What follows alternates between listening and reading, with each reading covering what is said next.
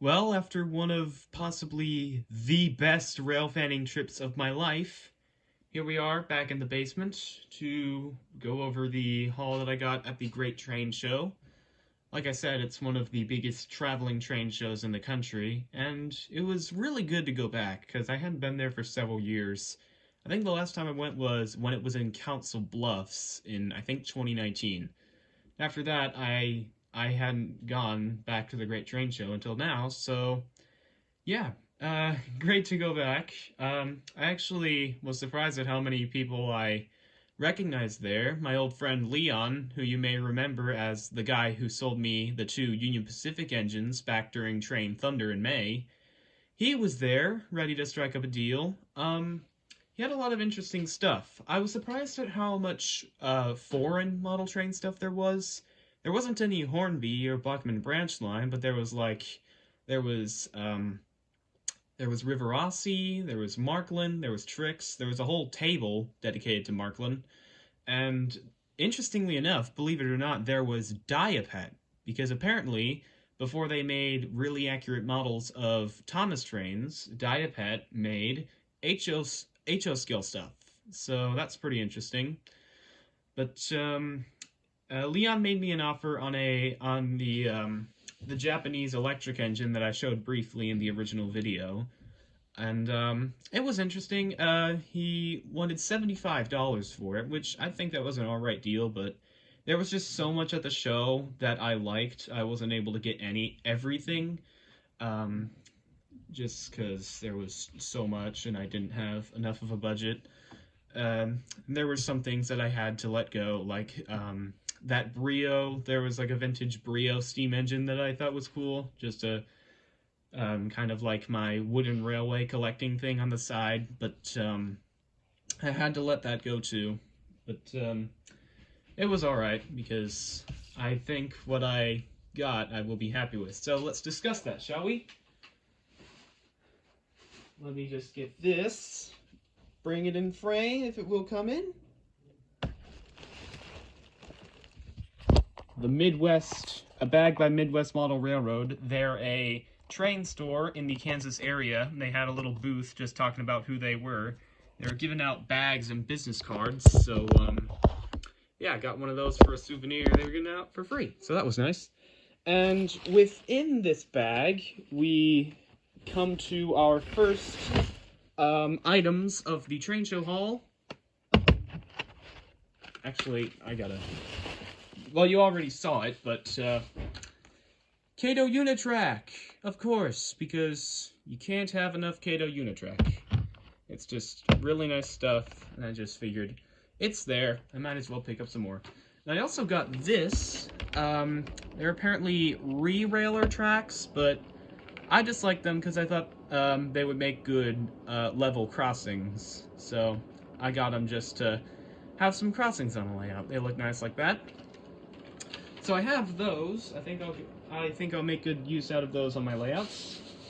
I'm digging into the bag. Let me get my next stuff out. It's a step up from tracks, I can tell you that. I kind of tipped these over. This was just a little display thing, so I had something for you to look at while I was talking. Anyway, we come up to this Atlas Burlington Northern coal hopper, and there's more. I got a second one, so I have two Atlas Burlington Northern coal hoppers. Prior to the show, I was thinking about how I was debating whether I wanted to do coal trains or stack trains, because I was kind of torn on which one of those I wanted to do, and it was at the show that I made a decision. The well cars, when I looked at some well cars that were for sale at some booths, I noticed they were about $25, and that wasn't even including containers, which I would have eventually gotten to have a loaded stack car, whereas these were only going for $22. So I got these $22 a pop, whereas for a well car, I would have had to pay at least $25 for one, not even counting containers. So, easy to imagine that's a much better deal. So I just went with those. Let me unbox these so you can get a good look at one. This is their first time coming out of the box. I think this is also my first Atlas Trainman stuff. I've never gotten Atlas Trainman stuff before. There's a bit of tape on this. Let me just get that off. 1 second. I think it's also worth mentioning that I was focusing a lot more on modern stuff at this train show, not so much Steam era as I had in the past 2 shows. As you'll see with these Cole Porter hoppers, and one more thing that I have to show you, but it's a surprise. I'll show it to you in a little bit. Anyways, the Bethgon is almost out, or the Cole Porter hopper, however you want to call it. It's almost out. There we go. Oh gosh. Okay. Sorry you're not seeing any of this. There we go. And it comes with a coal load. Yay! Please tell me this is removable. I am going to assume that these are removable. Anyway, here it is out of the box. I'll get the second one eventually. But, yeah, it looks pretty good, actually, in first impressions. Really good detail. I'd say this is a good deal for $22. So, yeah. Pretty good. I'll get the second one, of course. Let me just clean up this review table a little bit so I can get ready for the last thing that I'm going to show. Alright, ladies and gentlemen, the Cole Porter hoppers look good, but I still have one more piece to show you. Are you guys ready?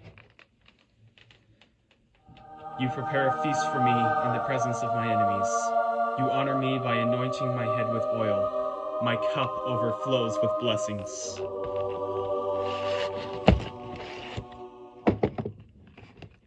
I got a Kato Diesel! Oh my gosh, this is amazing. Okay.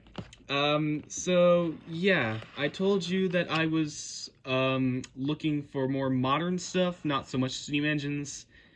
Yeah, this is the first show where this is the first train show this year, aka for quite a while, that I have not gotten a single steam engine. It's all diesels, modern rolling stock.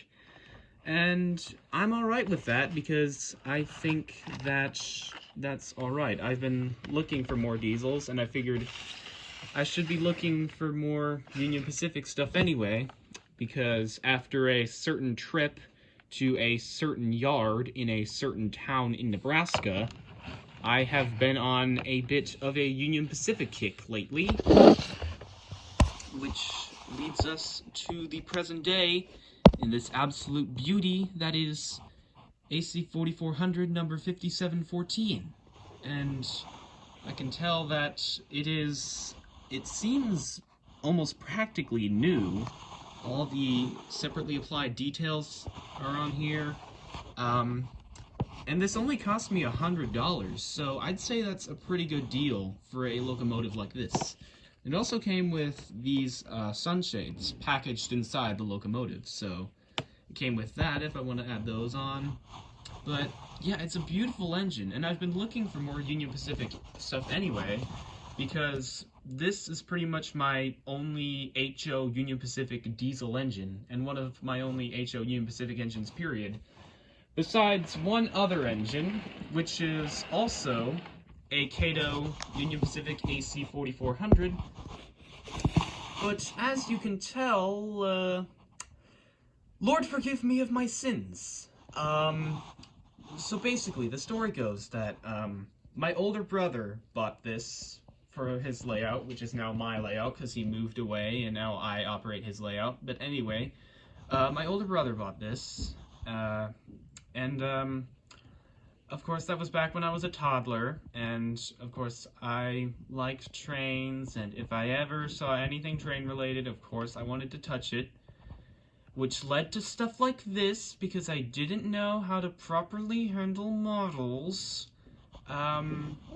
And yeah, it's probably best if I don't go into everything, but basically I had to, like, reapply couplers to replace the ones that were snapped off, and other maintenance stuff like that.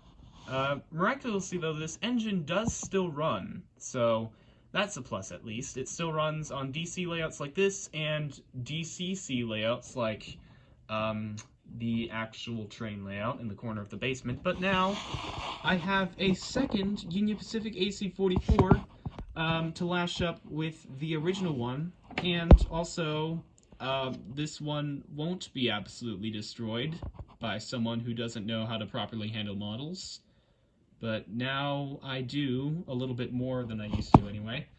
So now we have 5714 and 5799, the best of Union Pacific GE Power.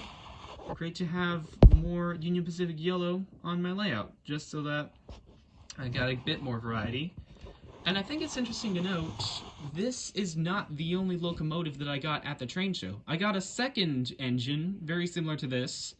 It was a Kato AC-44, and it came from the same seller, except the other one was a BNSF AC-44, numbered 5624.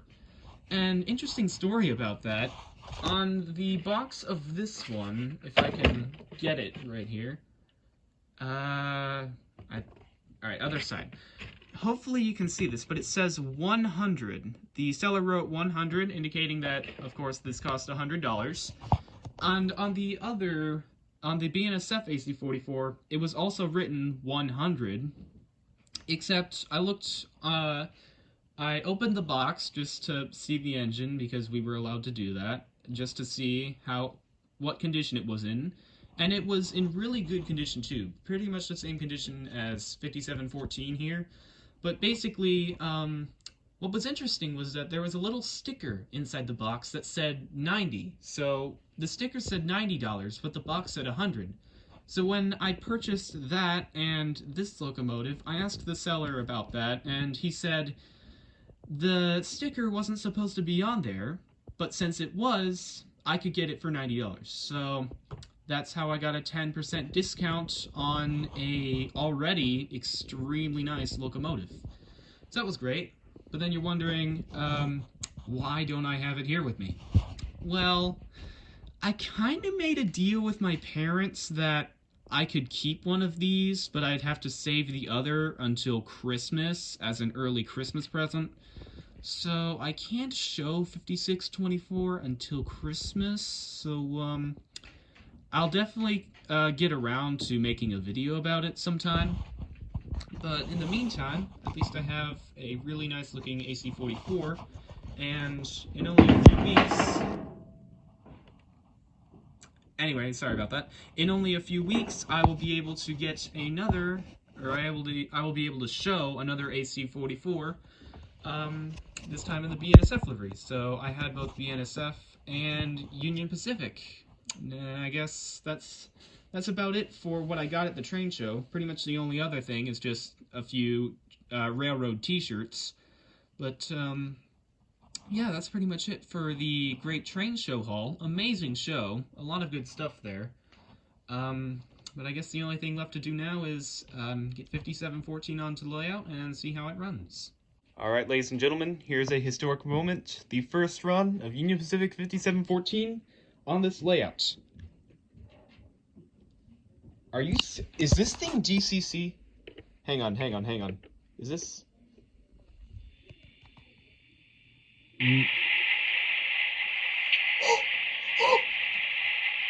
No way!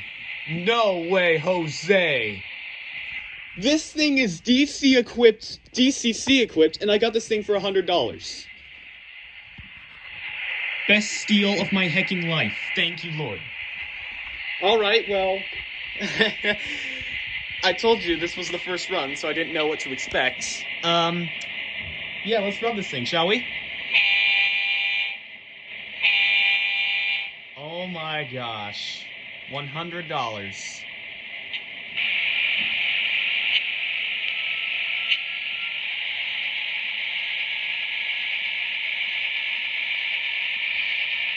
As a matter of fact... Give me a second. Alright, so apparently, good news, this thing is DCC. That is amazing. I'm loving the sounds from this. Bad news, I don't really know how to run it. I really don't. Okay. I know that sounds stupid, but, like, I don't. I tried, throttling this up, and it's